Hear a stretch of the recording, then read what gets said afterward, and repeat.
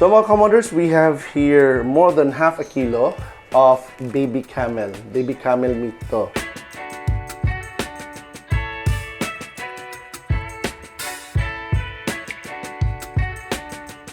And serve na natin to. So mga commanders, finally we are able to create and finish. Ito yung nilagang camel at saka bulalo. This is the camel meat. Ang lambot. Nadurog siya.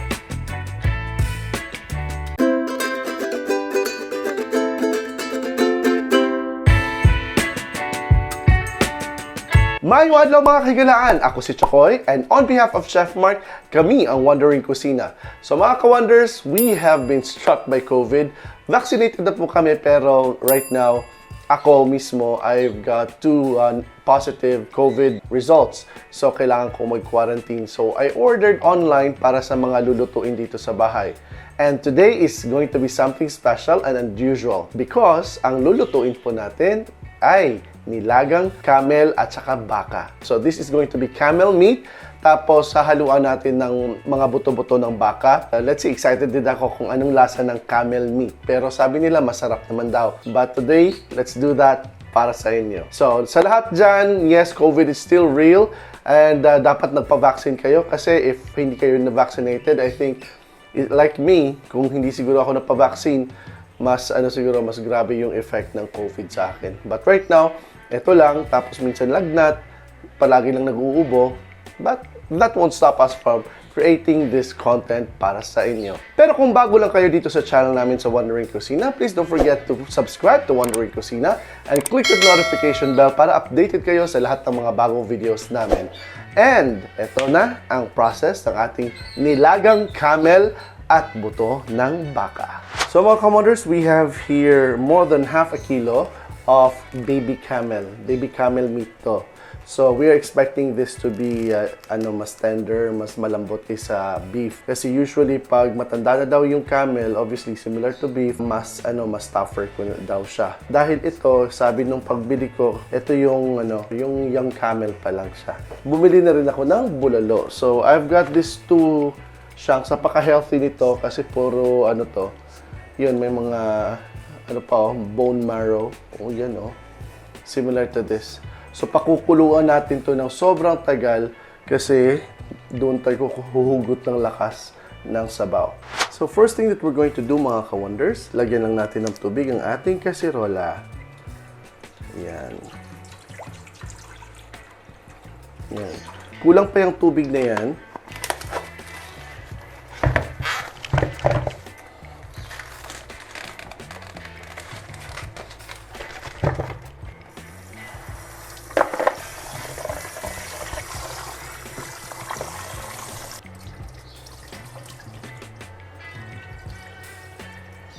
And hugasan natin sa pangalawang beses.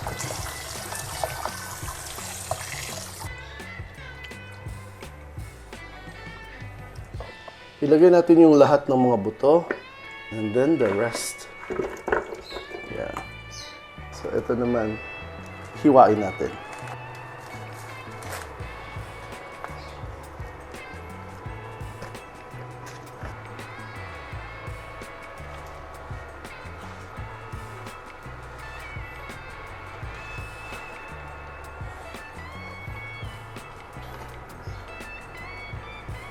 So mga ka-wonders, ihalo lang natin itong camel meat natin dito sa ating kaldero sa mga buto-buto ng baka. If you look at this, look at that quality of meat. Hindi naman siya nagkakalayo sa ng baka. Sa color ng baka, yan, it's almost the same. And let's see how it tastes later on. So lagay lang natin dito. Ay. At para may lasa na rin siya, pagkulo niya, para manuot yung lasa mismo ng salt natin, manuot yung lasa mismo doon sa karne natin, lagyan na natin ng asin. Maganda sana kung whole corn ilagay natin, kaso naubusan kami, so ito na lang powder. Lagyan natin ng powder. Then, takpan natin siya ulit. Hayaan natin yung kumulo, babalikan natin yan. Let's check it every now and then, kasi baka pag kumulo na siya, aapaw. So, we have to reduce the flame. So, mga ka-wonders, Ito yung first kulo niya. Linisin lang natin yung mga scum, yung mga dumi na kagaya nito. At saka yung mga itim-itim niya, itapon niyo na.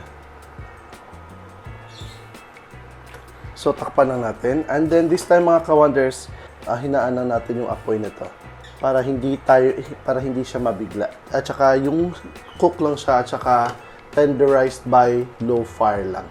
Balikan natin. So yan, nag-reduce ng konti yung sabaw. So what we can do here para mas manuot yung lasa ng mga ricados natin, at this stage, lagyan natin ng sibuyas. So, naghiwa lang ako ng quarters ng 2 sibuyas. Tapos hayaan natin yung hanggang sa yung lasa niya mismo is papasok na doon sa karne. And takpan lang natin. And nagpakulo ako ng tubig. Maya-maya, dadagdagan natin ng tubig yan para mas dumami pa ang sabaw. And after a few minutes of pakulo, yan. So, medyo naluto na yung onions natin. So, hayaan lang natin yung onions natin na dyan. Hindi muna natin lalagyan to ng additional na water kahit kumulo na yung tubig na pinakulo ko. Now, eto nag-slice ako ng kalabasa. I always love putting kalabasa into my nilaga. So, lagyan muna natin to. So, magtutubig din naman itong kalabasa natin. So, let's see how it goes. Kasi gusto ko yung kalabasa natin, mga ka-wonders, is madurog din talaga ng husto. Kasi like, durog na durog. So, hayaan natin yun dyan. And then, we're going to cover it again. And, let it boil. So, hayaan na muna natin to. And we'll come back. Alright. After some time, mga ka-wonders, ayan, naluto na yung ano natin. Yung, naku, lambot na nung kalabasa. So, now, konti na lang yung tubig. Nagpakulo na kasi ako ng tubig. Meron tayo ditong ginger. So, 2 small to medium size na ginger. Ilagay lang natin sa ibabaw. Yan. Of course, dahil may COVID tayo, so kailangan natin humigop ng sabaw. Kailangan natin ng ginger. Tapos, lalagyan din natin ng sili yan shortly. So, yan. Dagdagan natin ng tubig. Of course, bulalo to, no? Or nilaga. Nilagang bulalo. Na may nilagang bulalo na camel. Oh. Nilagang camel at bulalo together. Yan. Okay na? So, yan. Hayaan na muna natin yan dyan. Just wanna make sure na hindi siya dumikit sa ilalim. So, hayaan na muna natin yan dyan, mga ka-wonders, ha? But before we leave, lagyan natin ng additional na asin. Kasi dinagdagan natin ng tubig.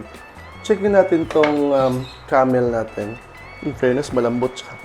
So, always remember din, ang pinaka-technique sa pagnilaga, tapos nakulangan kayo ng sabaw na kailangan yung dagdagan ng tubig, dapat pakulo na kayo ng tubig para hindi mag-change yung texture nung nung nilaga. Kasi pag hot, tapos biglang may cold, yan, mag-iba siya. So, takpan muna natin. Hayaan natin yan. And then, let's prepare the rest of the ingredients. Kasi feeling ko, let me see. Kasi feeling ko, ay, hindi pa. Yung natin, yung bulalo natin is sobrang matagal pa to. Sobrang tagal pa ng bulalo natin. Gusto ko yung, alam mo yung falling off the bones. Nako, malayo pa sa katotohanan. Hayaan muna natin yan. Dagdagan na lang natin ng tubig mamaya pag kailangan because we wanted the bulalo to really be tender. Alright, mga ka-wonders, after almost 1 hour, another 1 hour of pakulo. Yan na yung sabaw natin. As in, bumaba na naman. So, lalagyan na naman natin ng mainit na tubig po ito. Yes. Now, dyan lang. Now, instead of potato ang nilalagay ko sa nilaga ko, I've always been doing this na nilalagyan ko siya instead ng sweet potato. Para maiba at saka gusto ko yung lasa ng sweet potato. At saka perfecto kasi ito yung orange na sweet potato na mas healthier daw, sabi nila. Lagay natin to. So, hayaan natin yan dyan. And I think this is the last pakulo na meron tayo. Oh my Lord. Tingnan nyo, sobrang lambot na ng natin. Ng mga litid ng bulalo natin. And for sure, the camel meat as well is sobrang lambot na.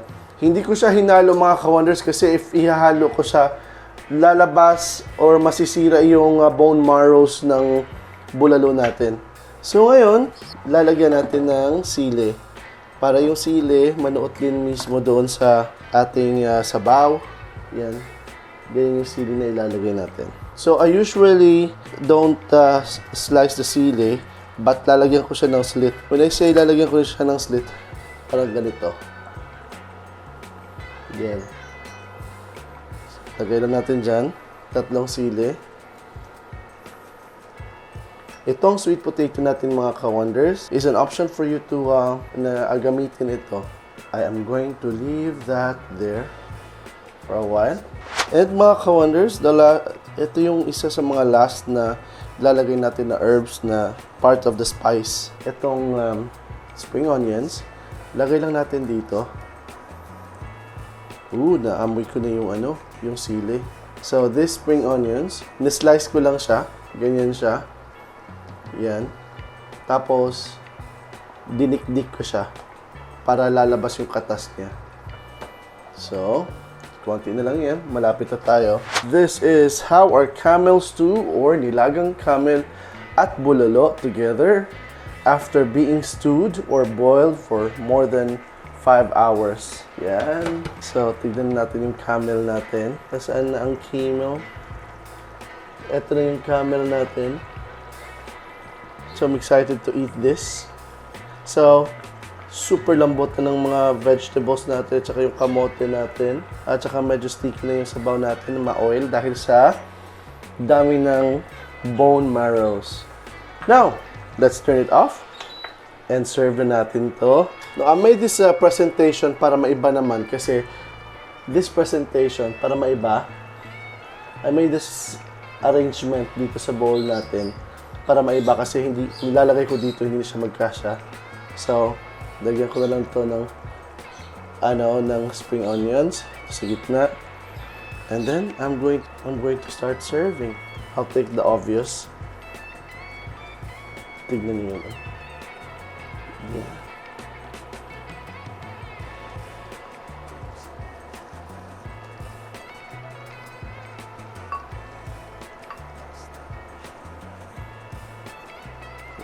Itong mga gulay-gulay, lagay natin dyan.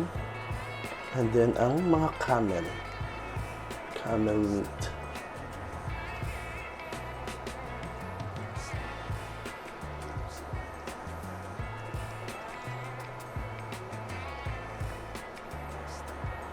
So, let's eat. Bon appetit! So mga ka-wonders, finally, we are able to create and finish ito yung nilagang camel at saka bulalo. Yan. So, tikman na natin. So, despite sa pagka-COVID ko ngayon, I'm actually positive for COVID right now. Pero kailangan kong gawin to. Ang sarap ng soup. Masarap siya pag may patis at saka suka, of course. That's how it usually is. This is the camel meat. Yan. Yung camel meat. Ang lambot. Nadurog siya.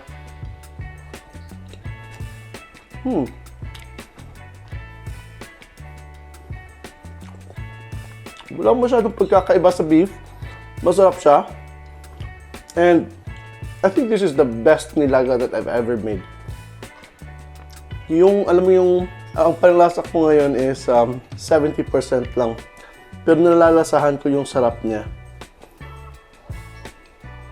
Papasingongo pa ako. Ang sarap ng camel meat, guys. It's almost like the beef. Pero dahil nga sa nilagay natin na simpleng ricados lang. Simpleng ricados dahil these are all over the counter. You can actually buy this sa palengke. Ang sarap. Guys, ang sarap. So, camel meat it is. Mga ka-wonders, if you like this episode, please don't forget to like this video and then comment down below and share it to your family and friends. And if you're new to Wondering Cucina's YouTube channel, please don't forget to subscribe to Wondering Cucina and click the notification bell para updated kayo sa lahat ng mga bagong videos namin. And please follow us on our socials, Facebook, Instagram, and TikTok, and also at Threads. So mga ka-wonders, on behalf of Chef Mark, ako si Chakoy, we are Wondering Cucina, and magpapaalam po muna ako para makapaghugas ng plato at makapagpahinga at higupin itong sabaw na to. So thank you very much for watching. Stay cool, stay safe, stay blessed, and peace. Salamat. Enjoy! You know, camel. Camel meat. Nilagang camel. Totoo po. Nilagang camel.